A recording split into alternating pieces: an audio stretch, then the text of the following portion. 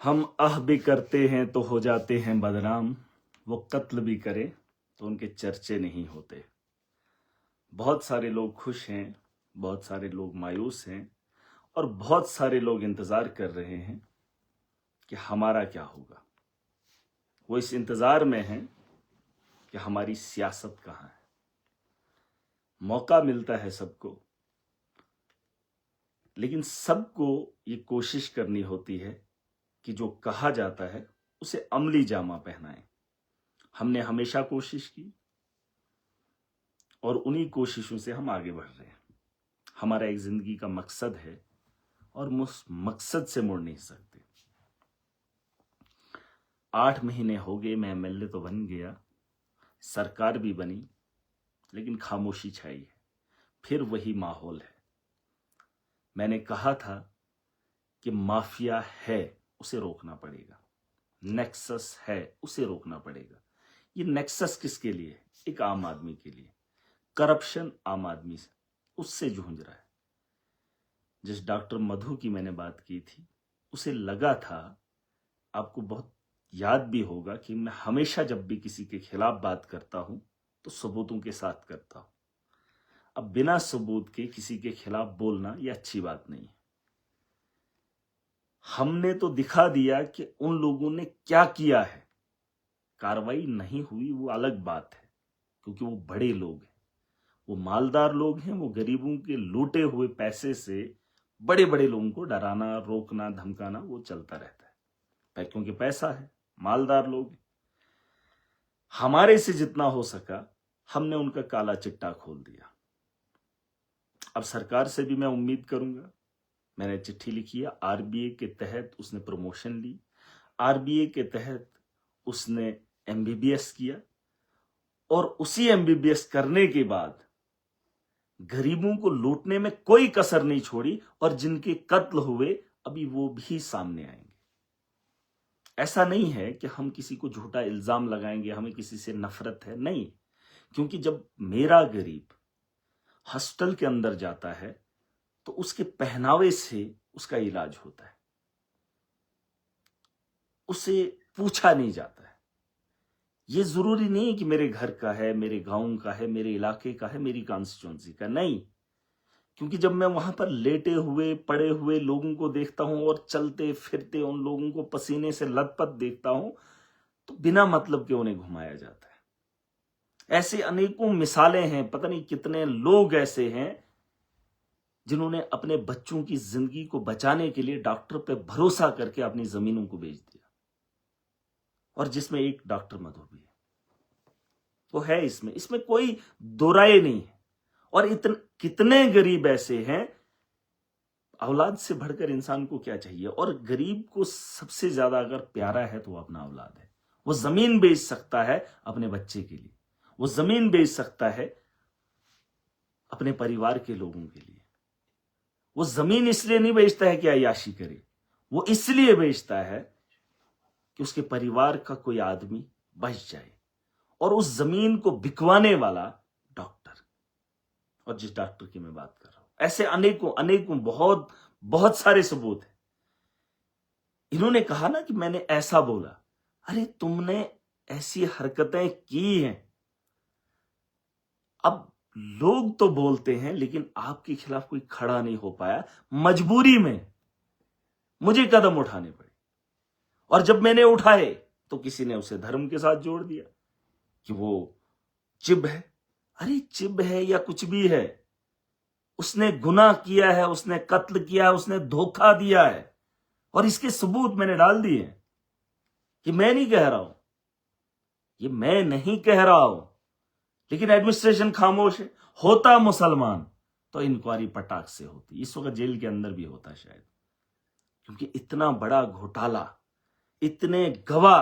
अरे तुम गवाह लगाओगे मेरे खिलाफ, झूठे इल्जाम लगाओगे, पर्चों का अंबार, 24 पर्चे, अभी तो देख रहे हैं 2400 लोग देख रहे हैं, 24 पर्चे लगा लिए, पर्चों की एक फहरिस्त बना रहे हैं। अरे दुनिया में मेरे से क्या ही फर्क पड़ता है?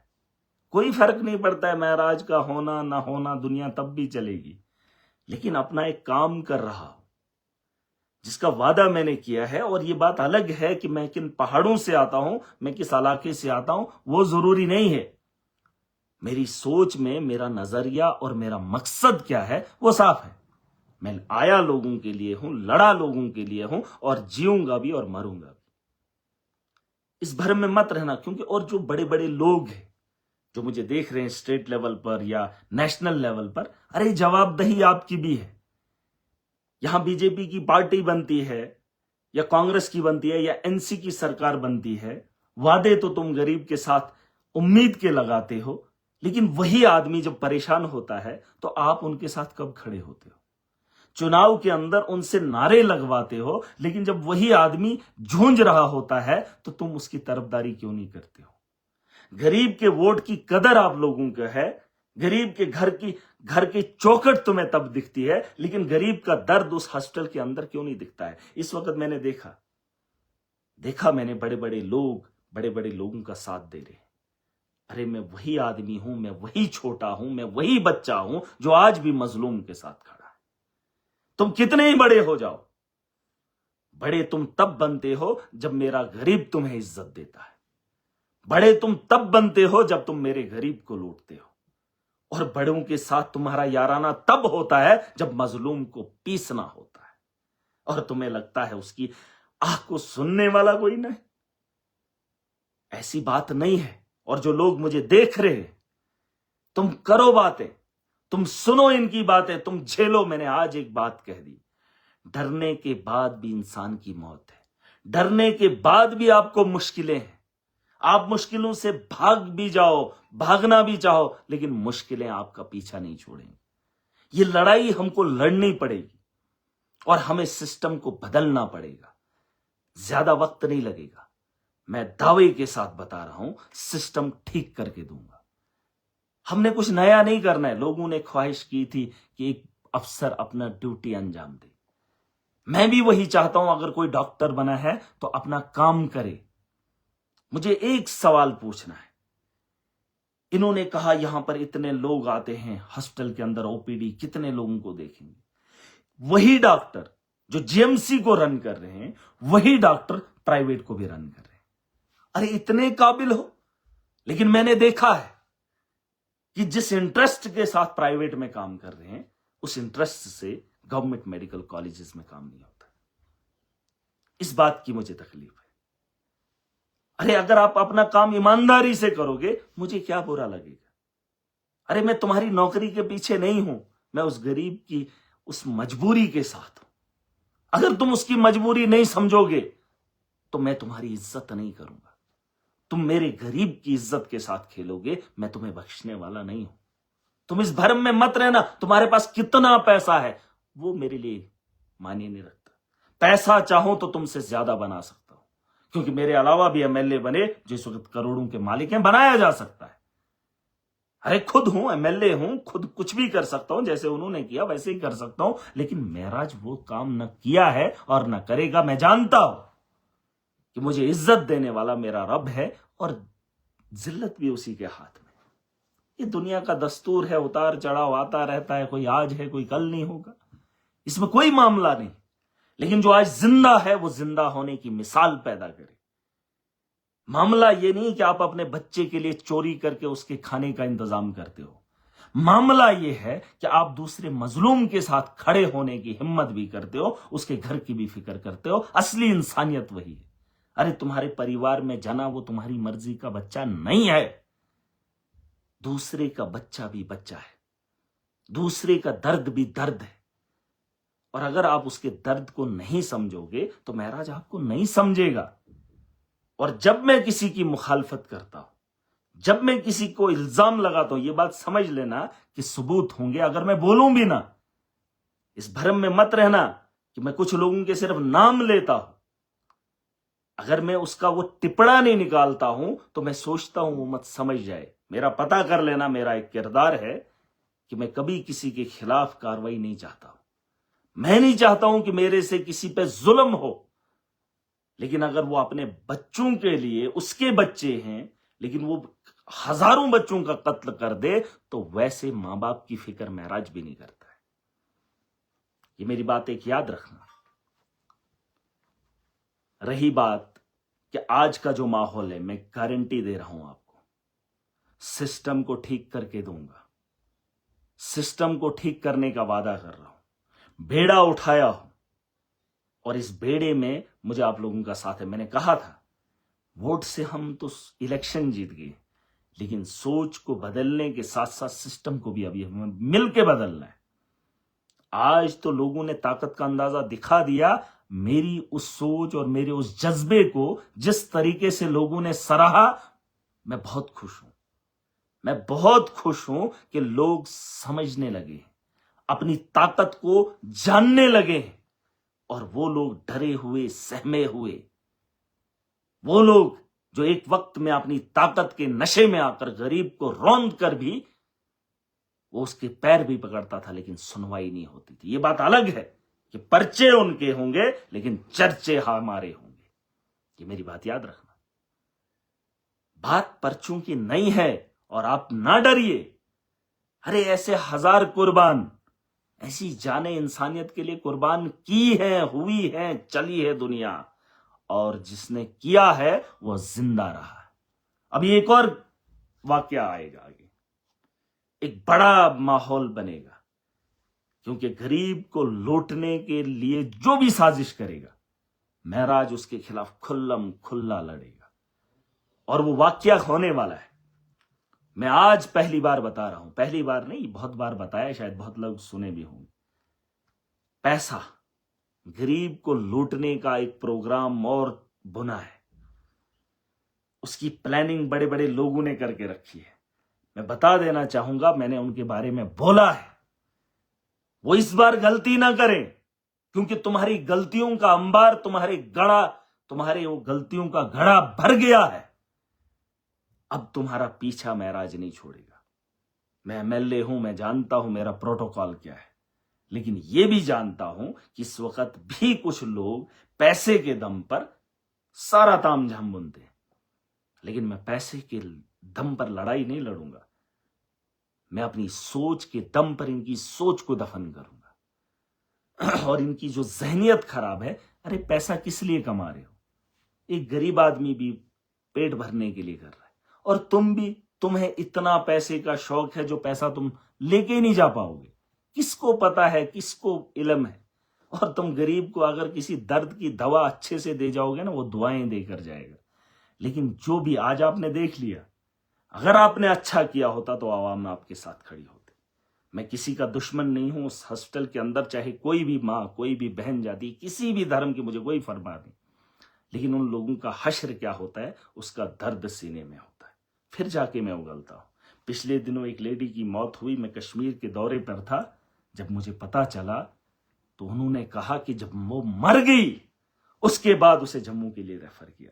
और जब उसके पति ने डॉक्टर को बोला, जो वहां पर वो छोटे बच्चे थे, वो कोई मेडिकल कॉलेज के स्टूडेंट थे और कुछ एक डॉक्टर भी थे, जब उन्होंने उससे कहा तो कहा ड्रामा कर रही है, इसको कुछ नहीं होगा। क्योंकि वो तड़प रही थी, लेकिन उसकी तड़प को इन्होंने ड्रामा बताया और उसकी मौत हो गई। और जब मर गई तब उसे रेफर जम्मू के लिए किया। अरे आपको पता होना चाहिए इस वक्त माहौल क्या है, क्या इसको हम ट्रीटमेंट दे सकते हैं कि नहीं दे सकते। और हमारे डीसी साहब ने भी कहा, उन्होंने कहा कि अगर 10 मिनट पहले मुझे बताया होता तो शायद मैं उसकी जान बचा लेता। अरे इसलिए हम फोन करें तो जान बचे, हम फोन करें तो इलाज हो। एक चीज मैं बताना चाहूंगा डॉक्टर्स को, आप किसी गरीब को हमदर्दी के साथ उठा के बिठा देना, उसके इलाज के लिए, अगर आपके पास इलाज है तो उसका इलाज वहां करवाना, लेकिन जब उसको खींचते हो ना नर्सिंग होम के लिए, तो तब तकलीफ उसको कितनी होती होगी आप अंदाजा नहीं कर सकते। और डॉक्टर मधु ने एक काम और किया है, उसने एक बच्ची के टेस्ट एक जीएमसी में किए और 1 घंटे के बाद वो उसको वहां नर्सिंग होम से कराए। वो ठीक नहीं है जीएमसी वाले, अगर वो वहां पे मशीनरी ठीक नहीं है तो फिर कर क्यों रहे हो? और जीएमसी के अंदर एक आदमी उस जीएमसी को चला रहा है, एक आदमी, एक सिंगल आम आदमी चला रहा है। अगर उसके पास उतने इक्विपमेंट है, उसकी मशीनरी इतनी सही है, तो तुमने खरबों का रुपया क्यों लुटवाया है यहां पर? उसके टेस्ट जीएमसी के अच्छे नहीं है और 1 घंटे के बाद उसे टेस्ट करवाए गए नर्सिंग होम में, और 15,000 की पर्ची दी है वहां से। अरे तकलीफ होती है, एक गरीब अपने बच्चे के लिए अपनी जान तक लगा सकता है, और तुम उसका फायदा उठा रहे हो। उसका फायदा उठाने पे तुले, क्योंकि आपको पता है कि ये आदमी सवाल नहीं करेगा। आप इसको बोलोगे कि इसको ये प्रॉब्लम है, ये मान जाएगा। आप इसको बोलोगे इसे ये ऑपरेशन करने की जरूरत है तो बच जाएगा, तो लोग मानेंगे। अरे इतना भरोसा करते हैं, और तुम उसके भरोसे को उसकी जमीन बिकवा देते हो। उसके पैसे लूटने के लिए आप उसको कुछ भी कहोगे। ये चीजें अच्छी नहीं है, नहीं है ये बात अच्छी। मैं चाहता हूं कि इस बार बदली करनी पड़ेगी। आप अपना काम ईमानदारी से करें। जो अच्छा होगा महराज उसे बुरा कभी नहीं कहेगा, और जिसे दुनिया बुरी कहेगी महराज उसके साथ खड़ा नहीं होगा। आज भी अगर मैं कह रहा हूं, दुनिया जानती है, दुनिया मानती है। अरे तुमने अपने क्लिनिक खोले, तुमने अपनी दवाइयों के दुकान बगल में रखे, तुमने अपने मशीनरीज वहां पर लगाई, तुम पर्चियों पे लिखते हो किस दुकान से ये दवाई मिलेगी। अरे तुम दुकान से भी कमीशन लोगे, तुम अपनी वहां पे लेबोरेटरी भी खोलोगे, तुम अपना मतलब हर कुछ। अरे कितना चाहिए। आप मेडिकल कॉलेज से भी तनख्वाह ले रहे हो 1.5 2 लाख। अरे कैसे हैं आपके बच्चे? उन बच्चों को क्या खिलाते हो आप? उनको क्या आप जहाज खरीद के देना चाहते हो? और फिर उसके बाद इतनी मेहनत करने के बाद 10 to 4 गवर्नमेंट मेडिकल कॉलेज चलाने के बाद आप पूरी रात मेहनत करते हो प्राइवेट में। अरे करो प्रैक्टिस, मुझे गिला नहीं है, लेकिन इतना पैसा किस लिए कमा रहे हो? अगर वही चीजें ऊपर हो रही हैं, अगर वही डॉक्टर नीचे भी मेहनत करे, अगर आपको मेहनत करने का शौक है, आपके पास इंफ्रास्ट्रक्चर पड़ा है, अगर आपको खिदमत करने का शौक है, 10 to 4 आप वहां करते हो तो करो। ज्यादा भी प्राइवेट करना है करो, लेकिन लूटो मत। अरे फीस का भी कोई तरीका होना चाहिए। जो बड़ा डॉक्टर बन गया 5,000 10,000 20,000 500 700, अरे इतना करना, ऐसे देखना क्या है? अरे उसकी फीस आप कितनी ले रही हो? अरे ठीक है आपके पास काबिलियत है, इसका मतलब ये नहीं है कि आप गरीब को निचोड़ने में कोई कसर नहीं छोड़ोगे। आपको सरकार ने खुली छूट दे दी है कि आपके पास कोई मतलब कोई भी नहीं है कि आपको कितना लेना है। आपकी रेट फिक्स नहीं है। जिसको मन करता है 500, मार्केट जिसकी बन गई 800 1000 1500, सिर्फ देखने के लिए इसको क्या बीमारी है, नब्ज के, फिर टेस्ट देखने और वो दिखाने के इतने पैसे। अरे उनका भी सोचो, जैसों का जूझ रहे हैं, पढ़ने लिखने के बाद उनको नौकरी नहीं है, और तुमने स्कैम करके नौकरियां हासिल की, और वहां पर औरतों को मारा जाता है। किसी का लड़का हो जाता है तो लाओ 2500, लाओ 2500। हाँ जी बेटा हो गया, आप 2500 देने हैं। अरे मुझे शर्म आ रही है। उस गरीब की हालत क्या होती है जो इतना किलोमीटर तुम्हारे हॉस्टल में आता है, और तुम उससे क्या ख्वाहिश करते हो? मौत भी हो जाती है, तुम डरा के उसे भगा देते हो और कहते हो नहीं इसको तो मरना ही था। अरे तुम्हारी नाअहली की पता नहीं कितनी अनेकों मिसालें हैं। मैं कह रहा हूं उसको तो मैं सबक सिखा कर जाऊंगा। ऐसा मामला नहीं है कि वक्त अलग है लेकिन दौर अभी बदला नहीं है। ये उनके कंट्रोल में नहीं है, खुदा की खुदाई है ऊपर, और दुनिया इतनी आवाम में इकट्ठा हो। अरे किस लिए आप कर रहे हो? मैंने कहा हमारे लिए पर्चे हैं लेकिन चर्चे भी हमारे हैं। तुम पर्चों के साथ खेलोगे, लोग देख रहे हैं चर्चे क्या हो रहे, और तुम अपने कमेंट बॉक्स में देख लेना जब तुम बातें करते हो तो लोग तुम्हें क्या कहते हैं। और ऐसा मत बोलना मेरे पास सबूत नहीं है, मैं बिना सबूत के किसी के मुखालिफ खड़ा नहीं होता हूं। और ऐसा भी नहीं है कि बस इन्हीं दो का है। जब मैं बोलता हूं ना, मेरे पास पीछे वजह होती है।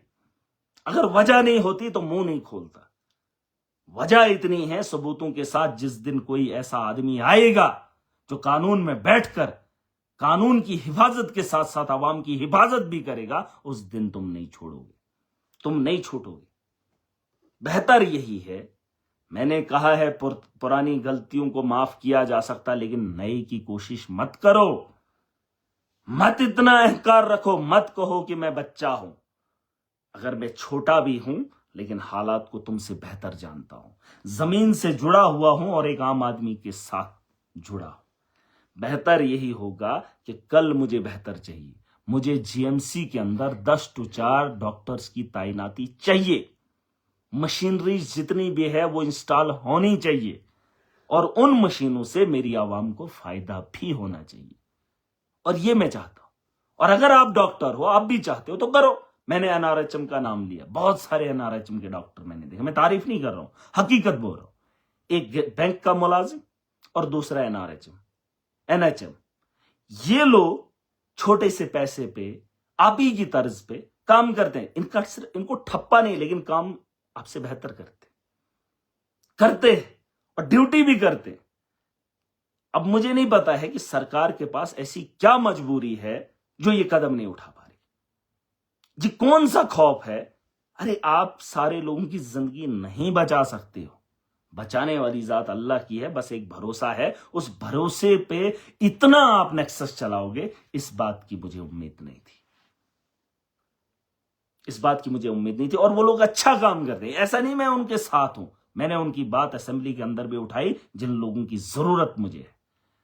अब देख लीजिए, मेरे पास स्टाफ है कॉलेजेस में, मैंने समर्स में कहा कि हमें भी समर्स में डालकर हमारे प्रोफेसर्स को हटा दिया, वो एकेडमिक अरेंजमेंट्स की बात हो रही है। एजुकेशन के सिस्टम को भी क्रैश किया, हेल्थ के निजाम को भी भंग किया। अरे उन बच्चों को जिनके पास डिग्रियां हैं, जो पीएचडी एमफिल कर करके डिग्रियां ले लेके एक छोटी सी नौकरी मिली थी, उसको भी दोबारा से भर्ती करने के लिए दोबारा से फार्म लगाने हैं, फिर वेरिफिकेशन होगी, फिर अगली बार जो है 6 महीने के लिए जो उसको अप्रोच करेंगे, हैं 3 महीने के लिए रोजगार मिलेगा। आप खुशकिस्मत हो, आप गवर्नमेंट के डॉक्टर बन गए हो। आपको क्या लगता है आपके अलावा कोई काबिल नहीं है? अरे काबिलियत की कमी नहीं है, लेकिन खुशकिस्मती आपकी है कि आप इस दौर के डॉक्टर बने और आपको मौका मिला है आवाम को निचोड़ने का, और ये महराज होने नहीं देगा। या तो प्राइवेट प्रैक्टिस करो या तो गवर्नमेंट कॉलेजेस को रन करो। और जहां जहां पर देखिए जिम्मेदारी, इस वक्त जवान झूंझ रहा है, जो इस वक्त 30 साल का जवान है, 35 साल का जवान है, पढ़ने लिखने के बाद भी उसे नौकरी नहीं मिल रही है, उससे पूछो, और आपको 1.5 लाख 2 लाख ये हिस्से ही नहीं चढ़ता है। ये चीजें नहीं होनी चाहिए। हम ऑलरेडी परेशान हैं और आपकी वजह से हम परेशानी नहीं चाहते हैं, और मैंने वादा किया है नेक्सस को खत्म करूंगा। और लिख लो मेरी बात, ये रेवोल्यूशन है, ये बदलाव है, और इस बदलाव में मुझे नहीं लगता भाजपा है, इस बदलाव में मुझे नहीं लगता कांग्रेस है, इस बदलाव में मुझे नहीं लगता एनसी है, क्योंकि एक आम आदमी के लिए लड़ने के लिए कोई भी तैयार नहीं है, कोई भी तैयार नहीं। क्योंकि नेता जब बड़ा बन जाता है, जब उसको ओहदा मिल जाता है, तो वो इनको कीड़े मकोड़े समझता है। मैंने देखा है, कीड़े मकोड़े समझते हैं। एक आम आदमी को, एक गरीब को कीड़ा मकोड़ा समझता है, लेकिन वोट की जब बात आती है तो वही गरीब लाइन में बैठकर उस मशीन के बटन पर जाकर ठप्पा लगाता है, लेकिन तब उसे धर्म और जाति याद आ जाती है। बस मुझे इस बात की तकलीफ एक आम आदमी से, आज क्यों वो खड़ा नहीं होगा। यहां मैंने देखा कल ठेकेदार प्रोटेस्ट कर रहे थे, पिछले साल का पैसा भी पेंडिंग है, लेकिन बीजेपी की सरकार को कोई टस से मस नहीं है, बस धर्म की बात करनी है। ठेकेदार वो लोग जिन्होंने काम किया, जमीन पर काम किया, लेकिन पैसा नहीं है। जम्मू कश्मीर की स्टेट है, लेकिन 5 महीने खत्म हो जाते हैं, अभी तक पैसा स्टेट के लिए नहीं आया। अरे पार्टियां वही होती हैं जो आवाम की बेहतरी चाहती, लेकिन अगर आप लोग नहीं चाहते हो तो समझना पड़ेगा इनका खेल क्या है। अरे तुम्हारी मुश्किलों में भी तो खड़े हो सकते थे। चुनाव खत्म हो गए, सरकारें बन गई, नेता बन गए, अब तो सिस्टम रन करना चाहिए, अब तो करप्शन रुक जानी चाहिए, अब तो गरीब के साथ इंसाफ होना चाहिए। लेकिन ये कब तक राजनीति होगी? हमेशा राजनीति, हमेशा राजनीति, हम उसके साथ हैं, हम उसके साथ हैं। अरे अपने साथ कब रहोगे? तुम्हारी फिक्र कौन करेगा? बस वो मैं चाहता हूं, और उसके लिए मैं आगे बढ़ रहा हूं। और मुझे पूरी उम्मीद है आज का जो भी नौजवान है, वो जो आने वाले कल में मुश्किलें देखेगा, मैं चाहता हूं उस मुश्किलों से लड़ने के लिए भी उसे खड़ा होना पड़ेगा। और मुझे पूरी उम्मीद है मुझे, आज का नौजवान मुझे देख रहा है और वो सुन रहा है।